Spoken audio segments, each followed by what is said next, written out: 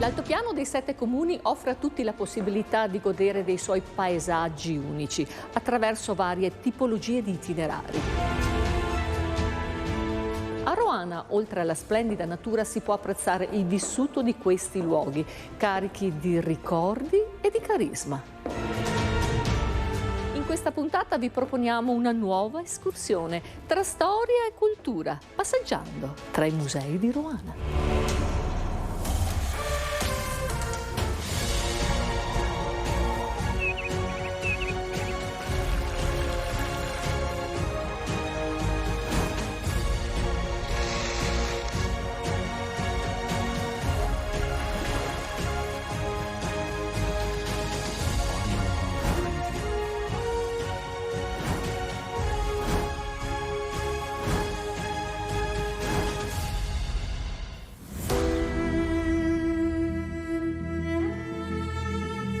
Uno dei capisaldi della storia di questo territorio è il Museo della Grande Guerra, dove ci aspetta Giulia Mosere, assessore alla cultura. Buongiorno Giulia. Buongiorno Ida, benvenuta. Giulia, l'importanza territoriale di questo museo per il territorio. Sì, allora il Museo della Grande Guerra è un museo molto importante sul territorio e noi dell'amministrazione comunale lo sosteniamo in tutte le sue attività e in tutte le sue iniziative. Esso rappresenta, una forma di tutela per tutti i beni che contiene e ne valorizza anche proprio il valore di ogni singolo. Sono oggetti di carattere storico, culturale, che devono essere visti, devono essere visitati, devono, e sottolineo devono, essere tramandati, conosciuti da tutte le generazioni. Questo perché? Per creare una connessione col passato, ma anche per riflettere sul futuro. Visite guidate in questo museo, le richieste sono tantissime, non solo di scolaresche. Sì, allora si concentrano principalmente in estate, però in tutto l'anno ci sono migliaia di visite, con un target molto vasto, perché partiamo dai bambini appunto che sono appassionati di armi, di oggettistica, di elmetti, passando poi dalle scolaresche di tutta Italia, sottolineiamo di tutta Italia, e poi anche per un target più maturo, quindi magari per l'appassionato oppure chi semplicemente viene a ricordare qualche caro.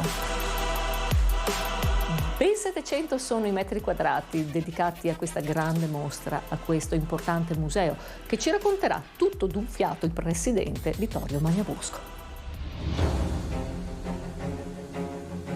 Ben più di 8.500 sono i pezzi presenti in questo museo. Non sarà possibile farveli vedere tutti, ma Vittorio sicuramente ci darà un assaggio, vero?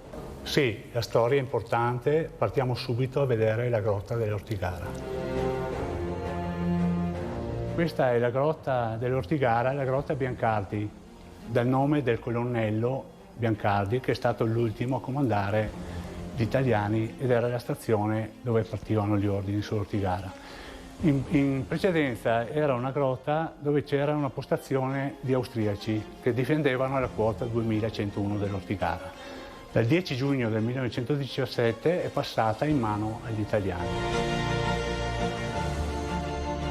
E nel gennaio del 2023, dopo ben 3 anni di trattativa, con grande emozione, vero Vittorio, arriva qui il pezzo più importante di tutto il museo. Ma che cos'era in tempo di guerra un carro sanitario? Sì, un carro sanitario non era un'ambulanza, ma era un carro per portare i primi soccorsi ai feriti sul campo di battaglia.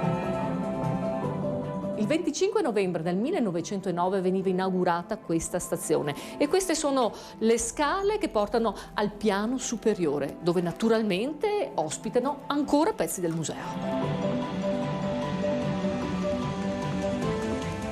Eccoci qua, ed è dal 1970 che nasce questo museo. Un'idea di chi?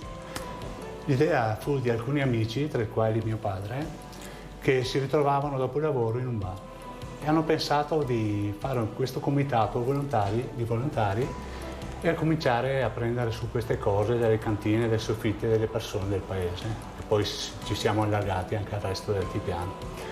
Questo museo è dall'idea del 1970, nel 1974 è stato aperto facendo il primo statuto e il comune ha concesso la vecchia stazione perché anche è un luogo storico, quindi il più adatto che c'era.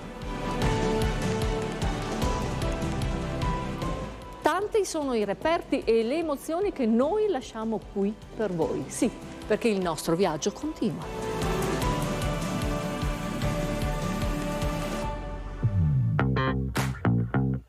La nostra seconda tappa è a Cesuna di Roana. Molto caratteristico e importante da visitare è il Museo dei Cucchi, che ospita pezzi unici al mondo, dove ci aspetta il nostro sindaco Elisabetta Magnabosco. Buongiorno Sindaco. Benvenuta Ida, benvenuta a Roana. Sindaco, ben 3 sono i musei in questo territorio di Roana. L'importanza di queste strutture. L'importanza dei musei per noi è fondamentale. Sono 3 musei che racchiudono la storia, che racchiudono la tradizione, che racchiudono la cultura che un'amministrazione deve mettere in luce. Questo museo in particolar modo ha una storia importante, la storia di una famiglia, la famiglia Valente, che parte dal salotto torinese con la tuta grafica, una stamperia rinomata in cui si sono seduti i più grandi storici, i più grandi personaggi artisti del Novecento. Qui c'è una raccolta che parte dall'età precolombiana e racchiude tutti, diciamo, i cucchi che rappresentano le varie nazioni, quindi non solo le nazioni europee ma anche tutti i paesi del mondo. Arriviamo al Perù, arriviamo all'Uruguay, arriviamo a tutte queste nuove identità che sono state raccolte con grande collezionismo privato all'interno di queste mura. 12.000 pezzi provenienti da tutto il mondo e da epoche molto lontane in questo museo, e ne parliamo con Claudio Valente. Ma che cos'è un cucco? Cucco è un oggetto in terracotta che emette il suono come il cuculo, appunto, che è il primo uccello che canta in primavera. E anche la persona poco intelligente in dialetto veneto, appunto il soldato napoleonico che veniva tolto dal cavallo e messo sopra una gallina. Perché? Perché quando a Bassano venivano i soldati per cercare le derrate alimentari, i contadini le avevano nascoste bene e quindi dicevano appunto arriva i cucchi.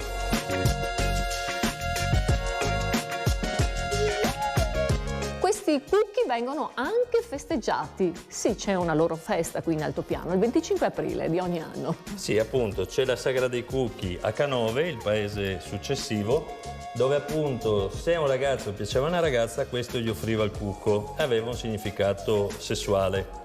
La ragazza aveva tempo 30 giorni dopo Pasqua, qui si fa la rogazione, che è una marcia per ricordare la sconfitta della peste del 1636. In quell'occasione lei ricambiava con l'uovo colorato coi fiori e le erbe.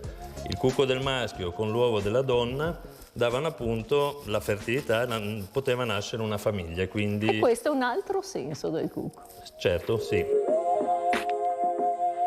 Oltre ai fischietti tradizionali abbiamo i fischi d'artista. Questo è un bellissimo Bonaldi.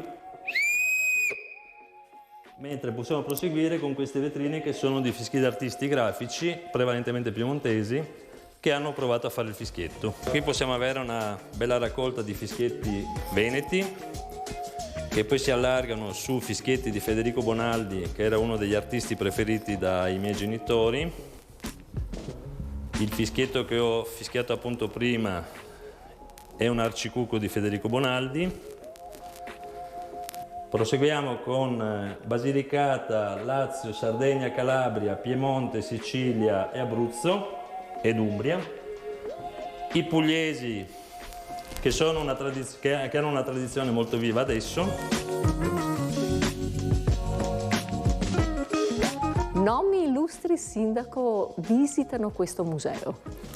Sì, di recente per la prima volta lo scorso anno è venuto qui Vittorio Sgarbi, che come sappiamo è difficile da impressionare, ma è rimasto molto colpito, ripromettendosi proprio di fare quella che era l'apertura di questa mostra, che verrà comunque fatta a breve visti gli investimenti del Comune. Aggiungiamo Lubrano, aggiungiamo 2 padroni di casa, Mario Rigoni Sterne e Olmi, quindi persone che hanno sempre condiviso questa passione, che l'hanno saputa anche innalzare.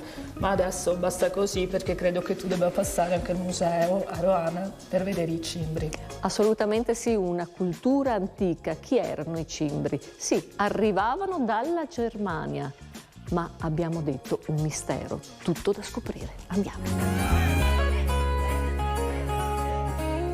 nostro terzo museo, parte integrante della cultura cimbra, tradizioni che in questa terra si sentono ancora molto forti.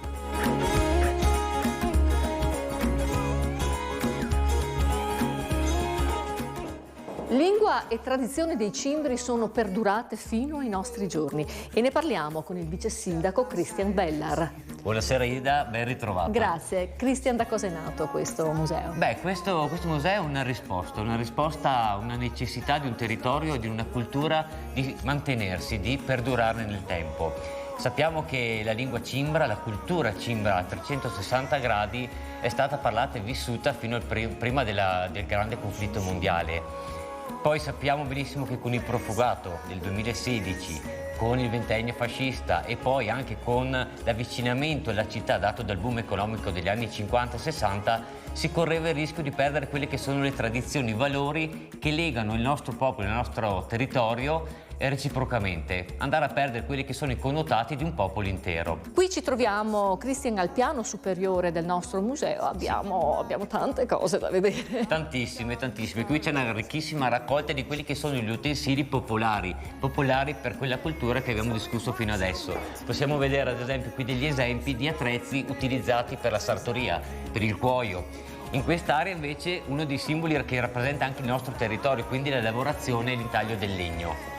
Per arrivare alla filatura, che sono questi attrezzi che molti di noi custodiscono ancora anche in casa, quasi come fossero dei cimeli da tramandare di generazione in generazione. Che qui si sente tutto, ma adesso scendiamo al piano inferiore dove troviamo un altro ambiente, sì, sempre dedicato ai cimbri.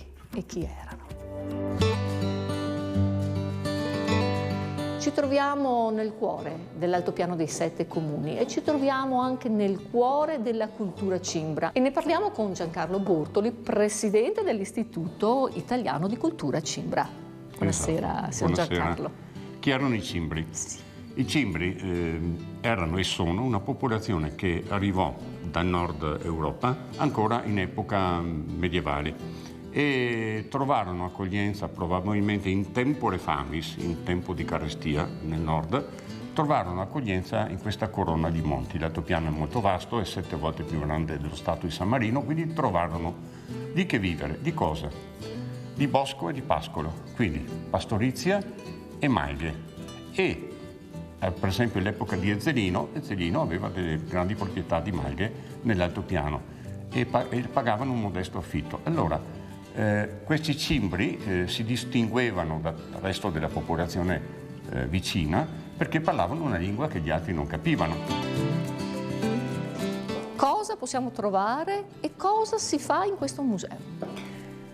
Tante cose. Allora, innanzitutto un'attività culturale basilare che sono i corsi di lingua cimbra, che stava per essere perduta, corsi di lingua cimbra. Le riunioni dell'Istituto di Cultura Cimbra, conferenze sulla nostra storia e anche sulla nostra cultura appunto, e poi un'attività museale che è soprattutto un'attività culturale legata alla stampa di libri, pubblicazioni storiche, libri antichi che non si trovano più, quindi con un grande dispendio di risorse ma molto positiva. E infine una dimostrazione anche di quella che era la cultura materiale, cioè come viveva la gente, di che attrezzi, di che lavori, di che attività.